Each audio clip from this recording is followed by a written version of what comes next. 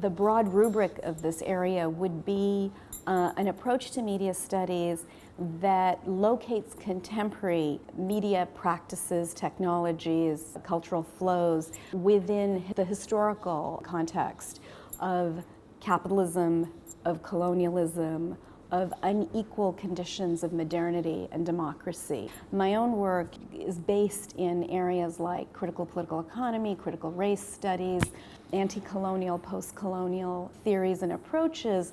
What those approaches allow scholars to do and students to do is really think critically about some of these more celebratory narratives about media and globalization or media technology and transformation. Many of the faculty and graduate students have interest in thinking about media politics, media culture, media technologies in Africa, in Asia, in the Middle East, in Latin America, and thinking about these kinds of questions about global media inequality in the context of the global South in the global North.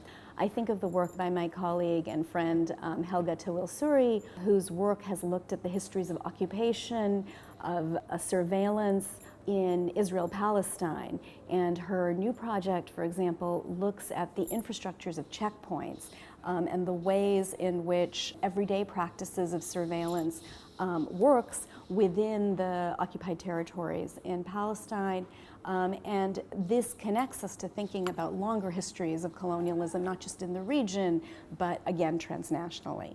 Finally, I think of the work of Professor James Wuhutu, who's doing some really interesting work in looking at issues like media manipulation, looking at media organizations, news practices, specifically in East Africa.